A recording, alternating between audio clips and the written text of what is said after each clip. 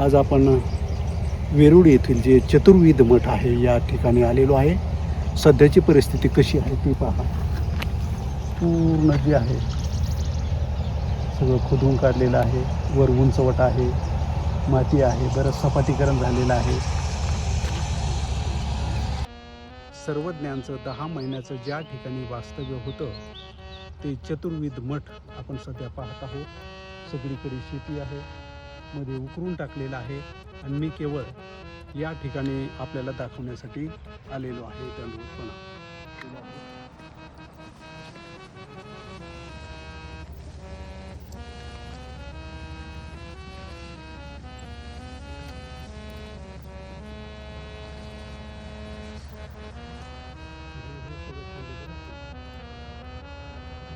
बंद करा।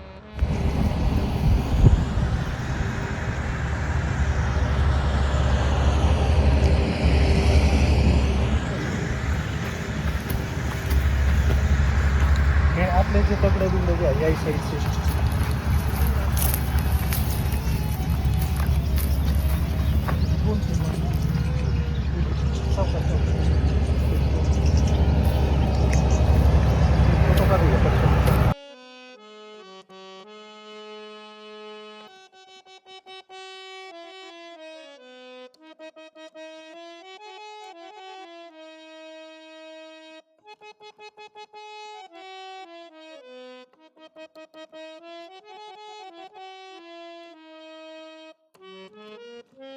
चक्रधर भगवंतांना अनेक प्रकारचं ज्ञान भक्तिजनांना सांगितलेलं आहे। या वेरूळच्या संबंधामध्ये जुनं याचं नाव येळापूर आणि या येळापूरला भगवंत जेव्हा येतात तेव्हा इथून श्री दत्तात्रय प्रभूच्या दर्शनाला डखले आणि चांगदेव भट्ट यांना पाठवलं जातं। चक्रधर भगवंताच्या सानिध्यामध्ये असताना या डोंगराच्या या बाजूला इकडे एक राखीव अभयारण्य होतं यादवकालीन। त्या अभयारण्यामध्ये अनेक प्रकारची स्वापद राखीव असलेलं आदंडीनाथाचं जो मळा तर त्याचं वर्णन तिथे त्याच्यामध्ये आलेलं आहे। ती कथा सुद्धा भगवंताने इथे सांगितलेली आहे। भीड भीड नावाचं आदंडीनाथ यांची जी कथा सांगितल्या जाते ती इथे आहे। लुई पाई नावाचा एक खूप प्राचीन सिद्ध साधक होता, त्या लुई पाईची कथा सुद्धा चक्रधर भगवंतांनी या ठिकाणी सांगितलेली आहे। अनेक लीळा इथे घडलेल्या आहेत।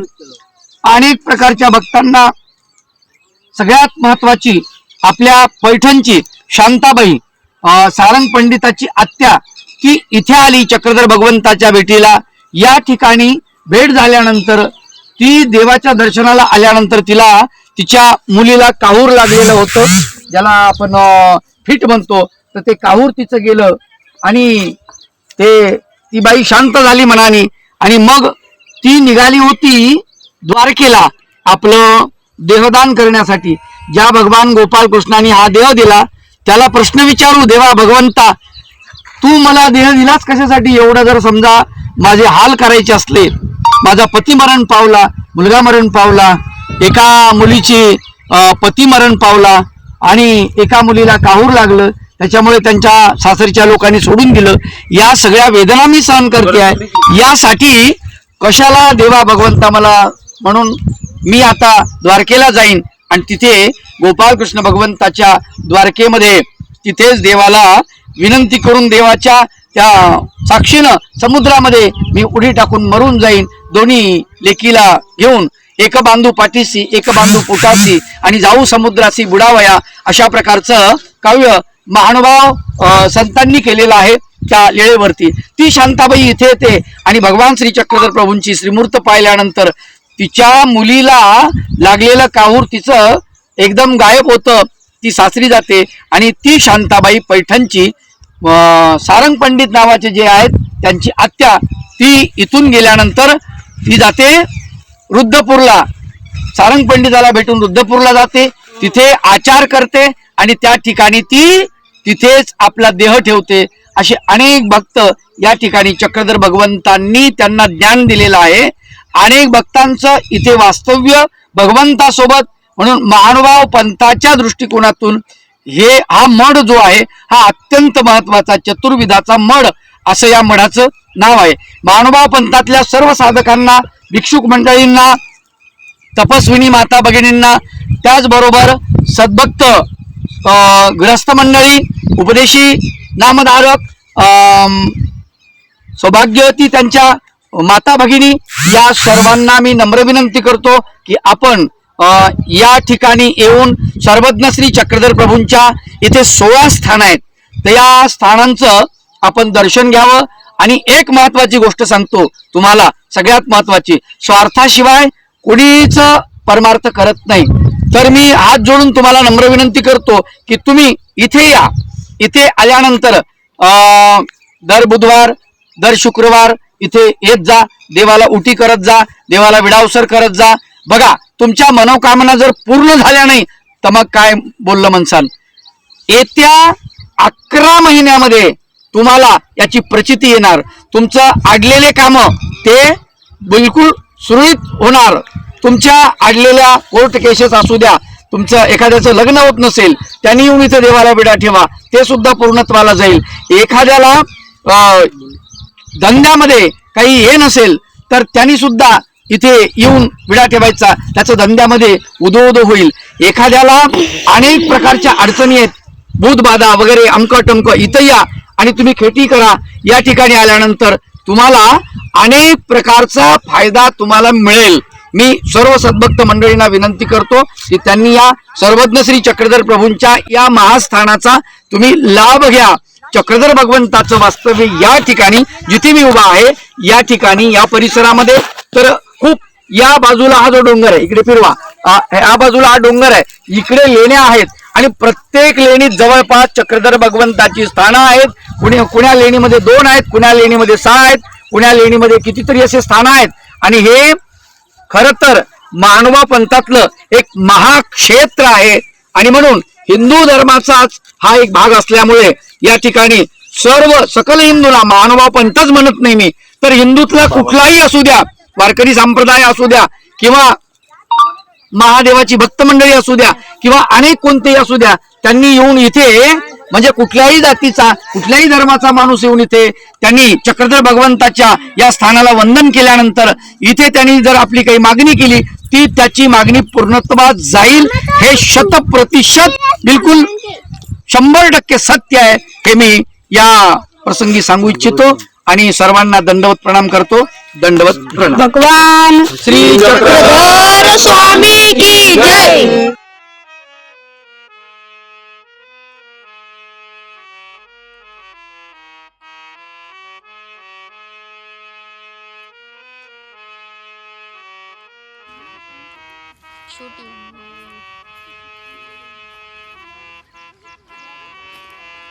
चतुर्विध मठ हे कसं आहे ते आपण सध्या पाहत आहोत.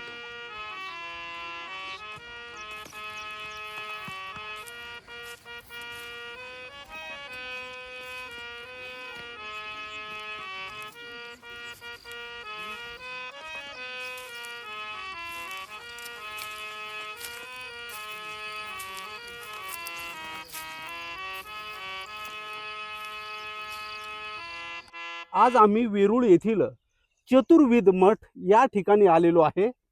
या ठिकाणी कोणतं द्वारकाधीश बालसंस्कार शिबिर हे करमाड या ठिकाणी बाबांच्या मार्गदर्शनाखाली चालू आहे. जवळपास 5 दिवसापासून हे शिबिर चालू आहे. मीही काल त्यांच्या बरोबर गेलो होतो आणि बाबांच्या विनंतीनुसार मुलांशी मी संवाद साधलेला होता. हे करत असताना मुलांना थोडं मार्गदर्शनही दिलं. त्याचबरोबर बाबांना आणि मुलांना सांगितलं, मुलांनो, आपलं शिबिर चालू असताना शेवटच्या दिवशी आपण निसर्गरम्य वातावरणामध्ये, डोंगरात, जंगलात, दऱ्यात, इकडं तिकडे जायला पाहिजे. आणि मुलांना, तुम्हाला आवडलं ना ते, आणि सगळ्या मुलांनी बाबांना विनंती केली, बाबा आपण निसर्गात जायला पाहिजे.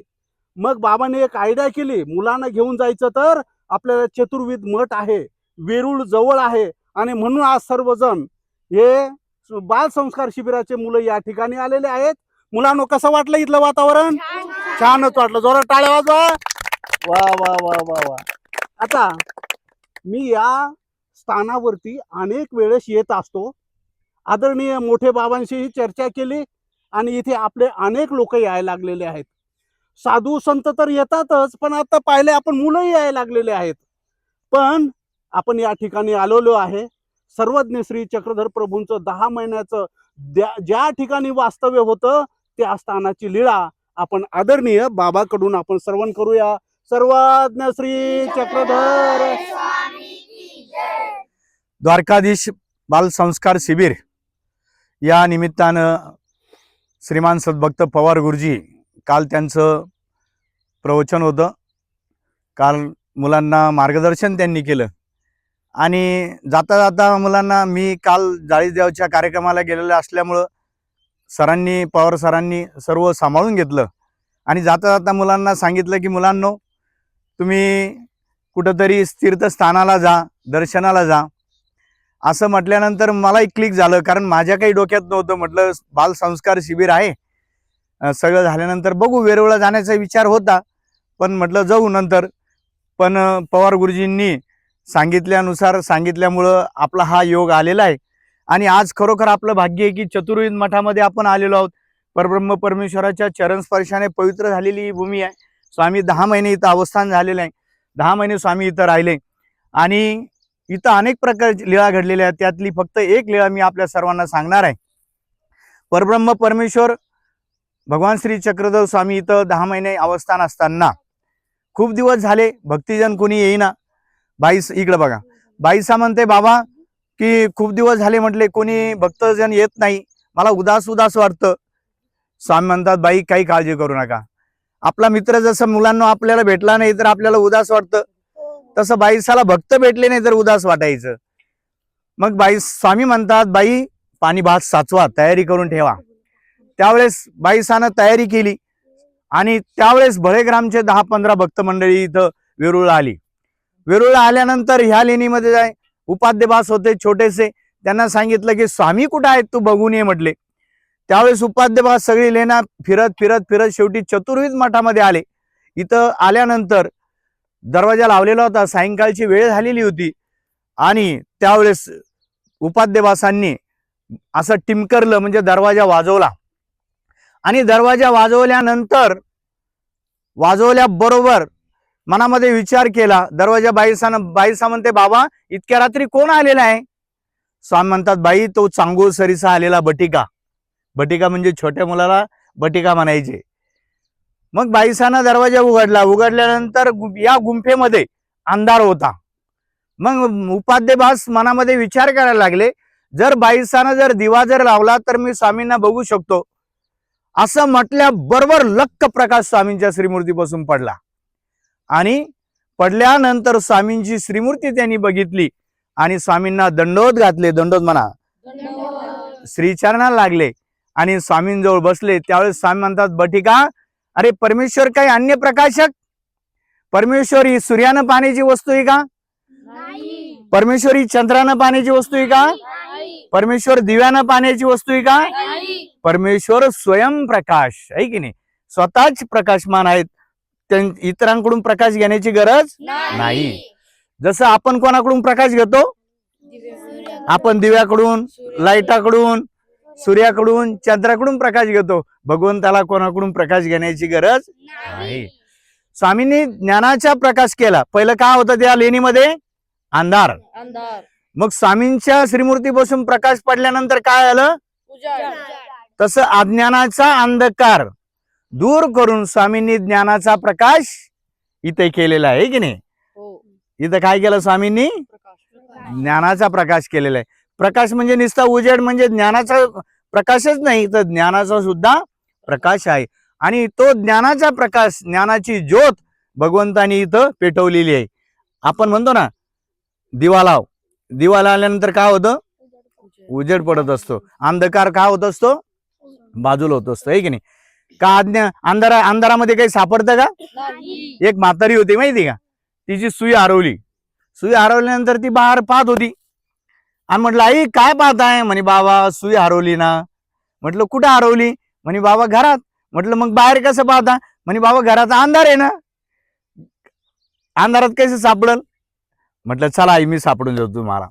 मग आम्ही घेतलं, दिवा लावला. दिवा लावल्यानंतर ती सुई सापडली. मग अज्ञानाचा अंधकार जर दूर करायचा असेल तर काय करावं लागेल? उजेड करावा लागेल. ज्ञानाचा प्रकाश करावा लागेल. मग आपल्याला ज्ञानाचा प्रकाश करण्यासाठी आपण द्वारकाधीश बाल संस्कार शिबिर घेतलेले आहे की नाही? आणि भगवंतानी इथं ज्ञानाचा प्रकाश केलेला आहे. भगवंतानी आपल्याला ज्ञान दिलं. भट्टोबास माईमभट्ट यांना ज्ञान दिलं.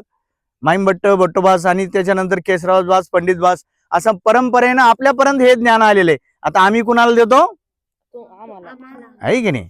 मग त्या ज्ञानाचा उजेड पाडायचा ना. तर ज्ञानाचा प्रकाश इथं भगवंतांनी सांगितलेला आहे. 10 महिने इथं स्वामींचं अवस्थान झालेलं आहे.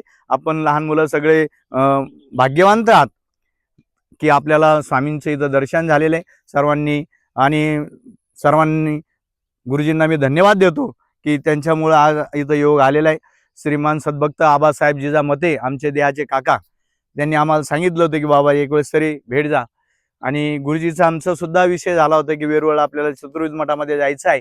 आणि खरोखरच आज आपलं सर्वांचं भाग्य आहे की आपण आज दर्शनाला आलेलो आहोत. सर्वांनी देवाला दंडोत करायचा आणि भगवंताच्या चरणी प्रार्थना करायची की भगवंता माझ्याही डोक्यामध्ये ज्ञानाचा प्रकाश पडावा. सर्वांनी दंडोत करायचा आणि आपण सर्वांनी आता निघायचं.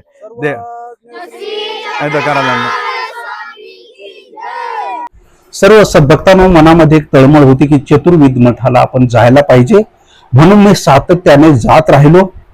आदरणीय जाधववाडीचे मोठे बाबा यांनाही कल्पना दिली. त्यांनीही सांगितलं जे काही करता येईल त्या पद्धतीने करत राहा. अनेक लोक या स्थानासाठी प्रयत्न करत असतात.